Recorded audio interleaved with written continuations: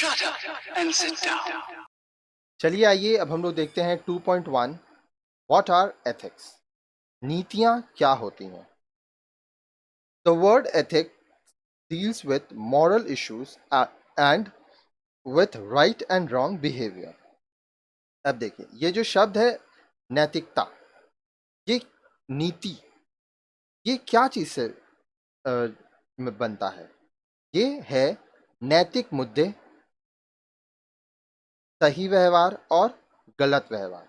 इन सब चीज़ों को, ये तीनों चीज़ को जब हम लोग ध्यान में रखेंगे तब हम लोग नीतियों के बारे में बात करेंगे। तो आइए यहाँ पे देखते हैं क्या बोल रहा है। Ethics tells us about our moral duties and obligations so that our behaviour at work और at home is right, truthful and just. अब ये जो नीतियाँ होती हैं, ठीक है, ये हमें बताती हैं कि हमारा नैतिक कर्तव्य क्या है। ठीक है, हमें काम की जगह पर, घर पर किस तरह से सही व्यवहार करना चाहिए, किस तरह से हमें ऐसा व्यक्ति बनना चाहिए जिस जो कि ऐसा हो जिस पे सब विश्वास कर सकें, न्यायप्रिय हो, जो सही का साथ दे। Ethics are a set of standards and rules that are required by an individual for leading a satisfactory family life and being a good worker. अब देखिए एथिक्स क्या होता है।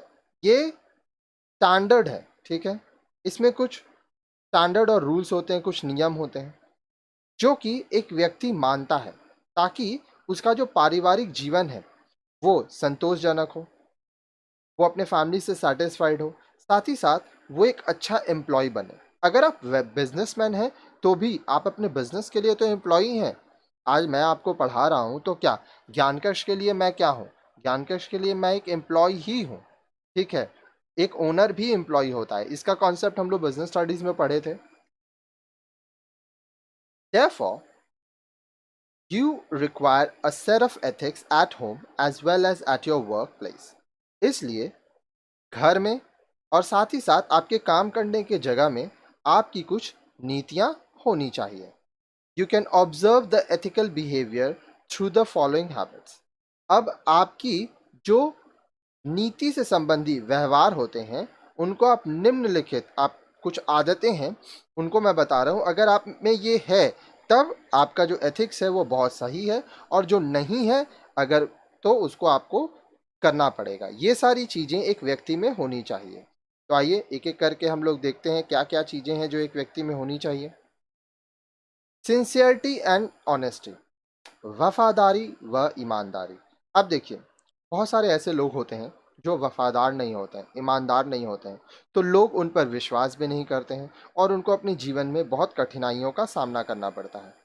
ट्रूथफुलनेस, सत्यवादिता, मतलब जो इंसान सच बोलता है।